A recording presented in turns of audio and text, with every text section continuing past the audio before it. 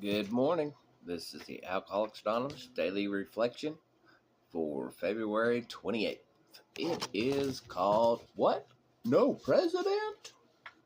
When told that our society has no president having authority to govern it, no treasurer who can compel the payment of any dues, our friends gasp and exclaim, That simply cannot be. 12 Steps, 12 Traditions, page 132. When I finally made my way to AA, I could not believe that there was no treasurer to compel the payment of dues. I could not imagine an organization that didn't require monetary contributions in return for a service. It was my first, and thus far only experiments with getting something for nothing. Because I did not feel used or conned by those in AA, I was able to approach the program free from bias with an open mind. They wanted nothing from me. What could I lose? I thank God for the wisdom of the early founders who knew so well the alcoholic's disdain for being manipulated. AA is a program that, like most of the groups that meet and have business meetings, like on the weekend or whenever they have them, what they do is they take in money if you want to give it. If you want to give $1, put $1. If you can't spare it, you can't spare it. They don't beg. They don't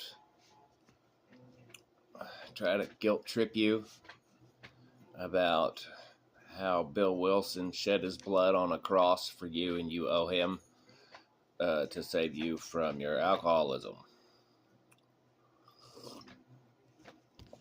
They don't do that. That doesn't happen. There is a treasurer who, keeps track of funds, and then every month at the business meeting or whenever some groups have it, you decide what you can do with the money to keep the group running, to sometimes to like pay rent at a church or a place you're having your meetings at, and buy coffee or snacks, actually make t-shirts sometimes to sell it and try to help the group if they want to go do something, or if there's a big festival for or whatever, for going to meet other AA groups and camping out and stuff. They do that and such and try to raise money for that. But it is a self-governed program, and there's churches that help provide space and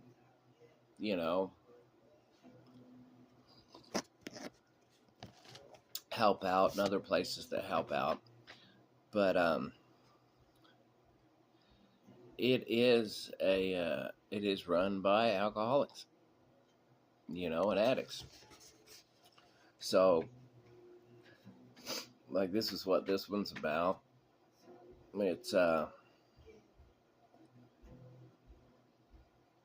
you give to get back, and to give back because you've got from the program something, your sobriety, a new life, a way to live a better life, a place to just go and let it out, let the week out, share what you're struggling with and such.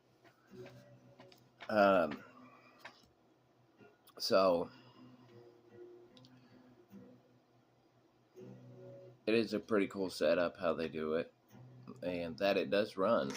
It does run, and believe it or not,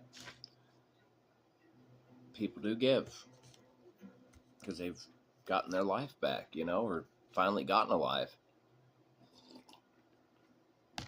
where they can do these things, and it goes to a good cause. But that's what this one's about.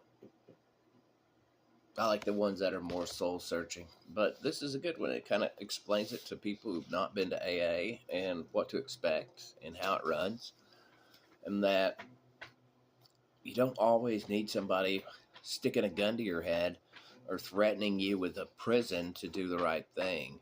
And what's so funny about it, in my point of view, is that it kind of shows that even the people, us, with that struggled with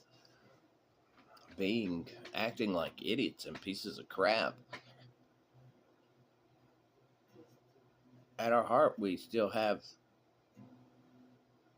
a system that's better than what the government has. It is funny to me that it runs itself and that you don't have to be told what to do. Some people just want to do the right thing. And it's just amazing how the government does what they do. They need to look at AA groups and be like, hey, look. But then, nobody can get rich off of that. How to run things.